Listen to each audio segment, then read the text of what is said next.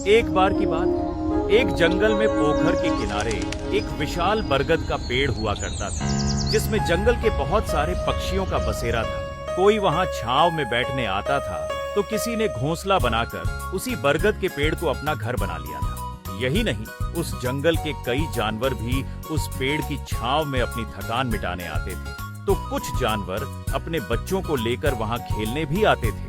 इसीलिए सभी उस बरगद के पेड़ से बहुत प्यार करते थे। कितना सुकून है यहाँ। अगर ये बरगद का पेड़ ना होता तो पता नहीं हम कहाँ जाते। सही कहा कालू भाई, ये पेड़ तो जैसे इस जंगल के लिए एक वरदान है। अरे कुकड़ू भाई, इतनी धूप में कहाँ जा रहे हो? बच्चों को लेकर दूसरे जंगल जा रहा हूँ, पर इस चिलचिलाती धूप ने तो बुरा हाल कर दिया है। खरगोश भाई, यहाँ कहीं पानी मिलेगा क्या? हाँ, उधर पास में ही एक पोखर है, पानी भी पी लो और सामने उस बरगद के पेड़ की छांव में थोड़ा आराम भी कर लो, सारी थकावट दूर हो जाएगी। इस तरह वो बरगद का पेड़ सबके काम आता था। सब कुछ सही चल रहा था, पर एक बार जंगल में बिल्कुल भी बारिश नहीं हुई, जिसके कारण वहां सूखा पड़ गया। पानी नहीं मिलने के कारण धीरे धीरे जंगल के पेड़ भी सूखने लगे और वो बरगद का पेड़ भी सूखने लगा। पोखर का पानी भी कम होने लगा। बारिश न होने के कारण पेड़ सूख रहा है। अब यहाँ रहना ठीक नहीं। मुझे जल्दी ही कोई नया ठिकाना ढूंढना होगा। सही कहा कालू भाई, अब ये पेड़ रहने लायक नहीं है। धीरे धीरे पेड़ के सारे पत्ते गिर गए, सारे पशु पक्षी वहां से चले गए और रह गया बस एक सूखा सा पेड़। अब न वहां कोई आराम करने आता था, न वो पेड़ किसी का घर था। पर एक पक्षी ऐसा था जो अभी भी उस पेड़ को अपना घर मानता था। वो था मिट्ठू तोता। बस उसी ने उस पेड़ का साथ नहीं छोड़ा। अरे मिट्ठू भाई, क्यों इस पेड़ के पीछे पड़े हो? अब यहाँ रहने से कोई फायदा नहीं। हमारी तरह कोई और ठिकाना देखो। ये पेड़ अब सुरक्षित नहीं है, कभी भी गिर सकता है। भाई, यह पेड़ मेरे माता पिता के समान है। मैं इसी पर बड़ा हुआ हूँ, इसी पेड़ की छांव में खेला हूँ और इस पेड़ ने मुझे जीवन के सारे सुख दिए हैं। मैं इसे इस कठिन समय में नहीं छोड़ सकता। यह मेरी सबसे बड़ी खुदगर्जी होगी। जैसी तुम्हारी मर्जी, पर यहाँ रहने का कोई फायदा नहीं। मैं तो जा रहा हूँ, अपना ध्यान रखना। सबने मिट्ठू को बहुत समझाया, पर उस बरगद के पेड़ को लेकर मिट्ठू की वफादारी कम नहीं हुई। उसने उस पेड़ का अंतिम समय तक साथ देने की ठान ली थी। वह किसी भी तरह उस पेड़ को वापस हरा भरा करना चाहता था, पर उसे कोई उपाय नहीं दिख रहा था। फिर एक दिन जब मिट्ठू उड़ता हुआ कहीं जा रहा था, उसने एक अजीब चीज देखी। उसने देखा एक कौवा जमीन पर पड़े एक पानी के घड़े के ऊपर बैठा अपनी चोंच अंदर डाल रहा था और फिर बाहर निकाल देता था। ये देखकर मिट्ठू वहीं रुक गया और एक पेड़ की डाल पर बैठकर देखने लगा। वह ये जानने के लिए उत्सुक था कि आखिर वो कौवा कर क्या रहा है। बहुत प्यास लगी है, पर इस घड़े में बस थोड़ा ही पानी है और मेरी छोटी सी चोंच पानी तक नहीं पहुंच रही और आसपास कहीं पानी दिख भी नहीं रहा। अगर प्यास बुझानी है तो कुछ उपाय करना होगा। ये सोचकर कौवा इधर उधर देखने लगा। तभी उसकी नजर पास में पड़े पत्थरों के टुकड़ों पर गई और उसने कुछ सोचा। हाँ, शायद ये उपाय काम करेगा। कौवे ने तुरंत वहां से एक पत्थर अपनी चोंच से उठाकर उसे पानी के घड़े में डाल दिया। ये देखकर मिट्ठू और उत्सुक हो गया। आखिर ये कौवा करना क्या चाहता है? मिट्ठू बड़े ध्यान से उस कौवे को देखने लगा। कौवा बार बार जाता और एक पत्थर उठाकर उस घड़े में डाल देता। ऐसा करते करते बहुत समय बीत गया, पर कौवे ने हार नहीं मानी। वह पत्थर लाकर घड़े में डालता रहा और फिर कुछ देर बाद पत्थरों के घड़े में भरने के कारण घड़े का पानी ऊपर आ गया। हो गया काम। आखिर मेरी मेहनत रंग लाई। अब मुझे प्यासा नहीं रहना पड़ेगा। कौवे ने घड़े से पानी पीकर अपनी प्यास बुझा ली और वहां से खुशी खुशी उड़ गया। इस कौवे ने तो मुझे कमाल की तरकीब दे दी। शायद इससे मैं उस सूखते हुए बरगद के पेड़ में फिर से हरियाली ला पाऊं, उसे मरने से बचा पाऊं। मिट्ठू तुरंत वहां से उड़ता हुआ गया और जो पक्षी और पशु उस बरगद के पेड़ की छांव में आते थे, उनके पास गया और सबको एक जगह इकट्ठा किया। कालू भाई, जल्दी से बरगद के पेड़ के पास वाले पोखर के पास पहुंचो। मेरे पास एक योजना है। दोस्तों, जल्दी से पोखर के पास जमा हो जाओ, मुझे कुछ बताना है। मिट्ठू के कहने पर सारे पशु पक्षी पोखर के पास जमा हो गए। पोखर में पानी तो था, पर ज्यादा नहीं। सब लोग ये जानने के लिए उत्सुक थे कि आखिर मिट्ठू ने उन्हें वहां क्यों बुलाया है। ये मिट्ठू कहाँ रह गया? पता नहीं हमें यहाँ क्यों बुलाया है। मैं भी यही सोच रहा हूँ। तभी मिट्ठू वहां आता है। वो लो, आ गया मिट्ठू। अब यही बताएगा। मिट्ठू भाई, क्या हुआ? यहाँ क्यों बुलाया है हमें? जल्दी बताओ। आज मैंने एक कमाल की चीज देखी जिससे हमारी समस्या हल हो सकती है। अब पहेलियां मत बुझाओ भाई, जल्दी बताओ क्या देखा। आज जब मैं उड़ रहा था तो मैंने एक कौवे को देखा जिसने अपनी मेहनत से वो कर दिखाया जो पहले नामुमकिन लग रहा था। मिट्ठू ने सबको कौवे की कहानी बताई कि कैसे उसने घड़े का पानी पत्थरों से ऊपर लाया, पर किसी को ये समझ में नहीं आ रहा था कि इससे उनकी समस्या कैसे हल होगी। माना कि कौवा बहुत बुद्धिमान था, पर इससे हम क्या करें? हम भी कौवे से सीख लेकर वही काम कर सकते हैं बंदर भाई। ये पोखर देखो, इसका पानी सूखकर कम हो गया है, जिसके कारण इस बरगद के पेड़ तक पानी नहीं पहुंच रहा। अगर हम इस पोखर में भी पत्थर डालकर इसका पानी ऊपर ले आएं, तो इसका पानी बरगद के पेड़ को मिल जाएगा और शायद इससे पेड़ बच जाए। मिट्ठू की बात सुनकर सब हैरान थे। आखिर पोखर को पत्थरों से कैसे भर सकता है कोई? मिट्ठू, तुम जो बोल रहे हो वो सुनने में अच्छा है, पर ये करना नामुमकिन है। पर उस कौवे ने तो कर दिखाया ना। हाँ, पर वो बस एक घड़ा था और ये एक पोखर। हाँ, पर वो अकेला था और हम इतने सारे हैं। अगर हम सब साथ मिलकर काम करें तो ये काम हो सकता है। माना कि ये मुश्किल है, पर नामुमकिन नहीं। आखिर इस पेड़ ने हमें इतने सालों तक अपनी छांव का सहारा दिया है। इसके लिए हमें एक कोशिश तो करनी ही चाहिए। धीरे धीरे मिट्ठू की बात से सब लोग सहमत होने लगे और सबने फैसला किया कि वो पेड़ को बचाने की एक कोशिश जरूर करेंगे। तुम सही कह रहे हो मिट्ठू, इस पेड़ ने हमें बहुत सुख दिया है। हम इसे ऐसे सूखने नहीं देंगे। हम तुम्हारे साथ हैं। बस फिर क्या था, अगली सुबह सभी पशु पक्षी अपनी शक्ति के अनुसार पत्थर लाकर पोखर में डालने लगे। सुबह से शाम हो गई, पर सब बिना थके पत्थर डालते रहे और उनकी मेहनत रंग लाने लगी। जैसे जैसे पत्थर पोखर में भरता गया, पोखर का पानी ऊपर आने लगा और फिर वही हुआ जो मिट्ठू ने सोचा था। पोखर का पानी इतना ऊपर आ गया कि बहता हुआ बरगद के पेड़ की जड़ों तक पहुंचने लगा। सब यह देखकर खुश हो गए। आखिर हमारी मेहनत रंग लाई। देखो, पोखर का पानी पेड़ की जड़ों तक जा रहा है। हाँ भाइयों, शायद अब ये पेड़ बच जाए।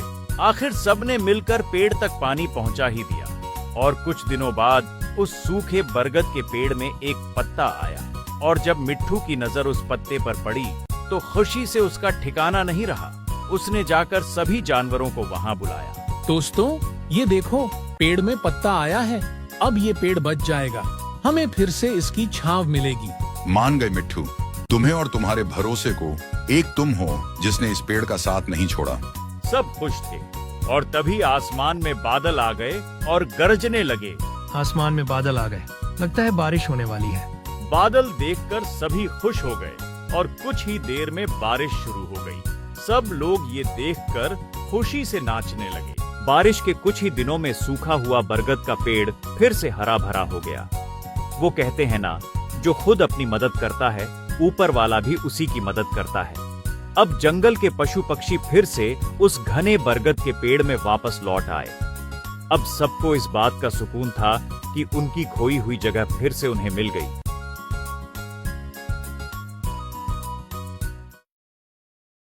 ये कहानी है एक छोटे से शहर के एक छोटे से स्कूल की, जिसमें दो दोस्त पढ़ते थे, अद्वैत और चिंटू।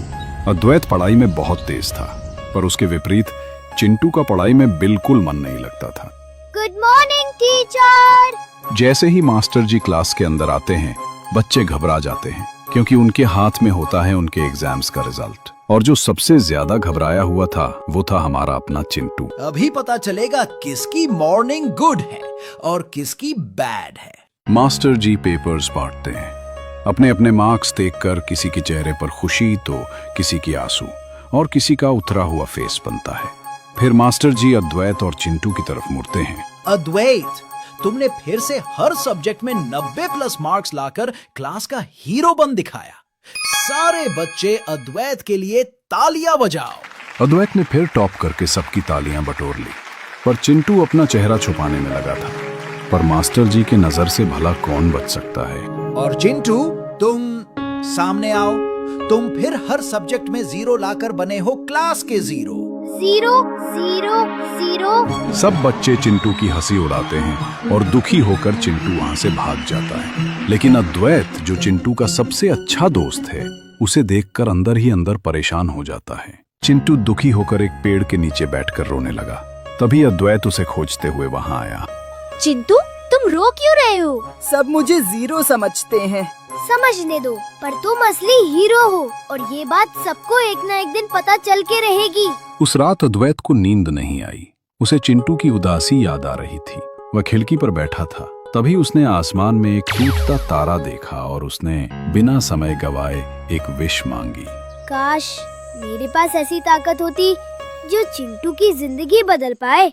और बस एक चमक के साथ उसके सामने एक जिन खड़ा हुआ। उसका नाम था जुगनू। आधी हो या अधूरी, कर दूं सबकी विशेष पूरी। अद्वैत, तुम्हारी दुआ सुन ली गई है। मैं हूँ जुगनू, तुम्हारा अपना जिन। बताओ तुम्हें क्या चाहिए? क्या सच में तुम कुछ भी कर सकते हो? हाँ, बोलो क्या चाहिए? मुझे तुम्हारी मदद चाहिए मेरे बेस्ट फ्रेंड चिंटू को जीरो से हीरो बनाने में। बस इतनी सी बात। मैं अभी उसका दिमाग बिजली से भी तेज कर देता हूँ। नहीं जुगनू, रुको। मैं किसी जादू से उसकी मदद नहीं करना चाहता, क्योंकि ये चीटिंग होगी। मैं कुछ ऐसा करना चाहता हूँ जिससे उसे अपने आप पर भरोसा हो सके कि वो जीरो नहीं है। मुझे बस ये करने के लिए तुम्हारी मदद चाहिए। जुगनू ने अद्वैत की बात मान ली और दोनों ने मिलकर चिंटू की मदद करने की ठानी। अगली सुबह चिंटू और अद्वैत स्कूल गए। जुगनू भी इनविजिबल होकर उनके साथ स्कूल चला गया। स्कूल पहुंचते ही चिंटू के क्लासमेट रॉकी और उसके साथी चिंटू का मजाक उड़ा रहे थे। और मजाक उड़ाने में सबसे आगे था क्लास का बुली बॉय रॉकी। अरे जीरो, जरा मार्कशीट दिखा। अद्वैत के साथ रहेगा तो हमेशा जीरो ही लाएगा। चिंटू चुप रहा, पर अद्वैत से ये देखा नहीं गया। रॉकी, तुम्हारे खुद के मार्क्स कितने आए हैं? रॉकी को मिले हैं 1/2। क्लास में सब हंस पड़े। देखा, रॉकी गुस्सा हो गया और चिंटू को धक्का देने के लिए उसकी तरफ बढ़ा। ये देख अद्वैत ने जुगनू को इशारा किया और जुगनू ने हल्का सा जादू कर दिया और रॉकी हवा में उड़कर खुद कुर्सी पर गिर गया। सब फिर से हंस पड़े, पर चिंटू फिर दुखी हो गया और वहां से भाग गया। अद्वैत और जुगनू उसके पीछे गए। चिंटू स्कूल के पार्क में जा रहा था। तभी उसके पीछे एक डॉगी पड़ गया और भौंकने लगा, जिसे देखकर चिंटू तेजी से दौड़ा। वो इतनी तेज दौड़ रहा था जैसे हवा से बातें कर रहा हो। अद्वैत ने उसे भागते हुए देखा और उसके पास गया। चिंटू, तू कितनी तेजी से दौड़ता है, जैसे हवा। लेकिन जब पढ़ाई की बात आती है तो तुझे क्या हो जाता है?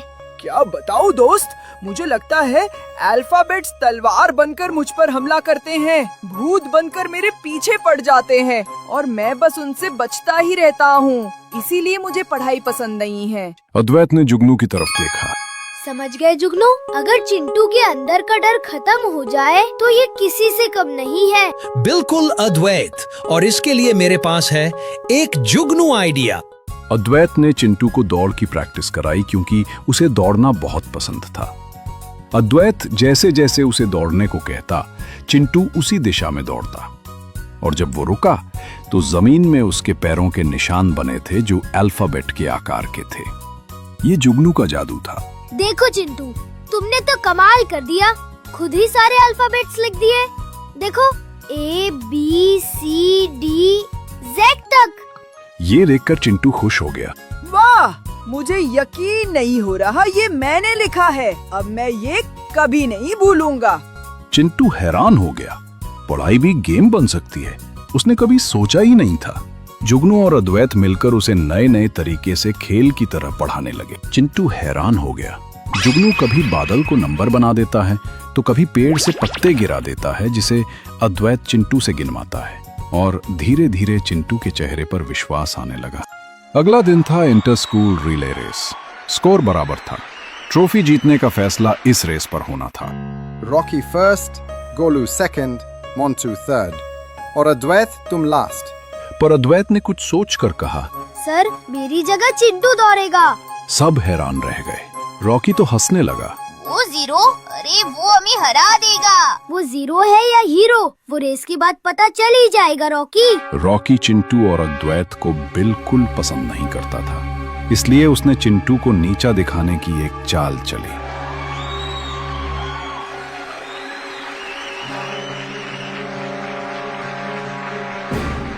रेस शुरू हुई। रॉकी ड्रामा करके रास्ते में गिर गया। गोलू और मोंटू भी ड्रामा में शामिल हो गए। अब उसका स्कूल रेस में सबसे पीछे हो गई थी। ये देख अद्वैत ने चिल्लाकर कहा, चिंटू, अब सब तुम्हारे हाथ में है, दौड़ो। चिंटू ने फिनिश लाइन देखी, लेकिन उसे वो भी मॉन्स्टर जैसी दिख रही थी, जो उसे देख 0-0 बोल रहा था। चिंटू डर गया और तभी जुगनू ने छुपके से एक डॉग बार्क साउंड बजा दिया। चिंटू ने सुनते ही रॉकेट की तरह दौड़ लगाई। एक बिजली की तरह वो लाइन पार कर गया और सब चीयर करने लगे। चिंटू, चिंटू। चिंटू को कंधों पर उठा लिया गया। उस दिन पहली बार उसने खुद को 0 नहीं, हीरो महसूस किया। अगली सुबह फिर से मास्टर जी मार्कशीट लेकर आए। सर, पहले चिंटू की ही दे दो, वैसे भी 0 ही होगा। चुप करो रॉकी। इस बार जो लास्ट आया है उसका नाम है रॉकी। मार्क्स 1 और चिंटू को मिले हैं 10 मार्क्स। देखा चिंटू, मैंने कहा था ना, 0 को सही जगह रखो तो वो सबसे बड़ा हीरो बन जाता है। सब बच्चे हंस रहे थे, तालियां बजा रहे थे।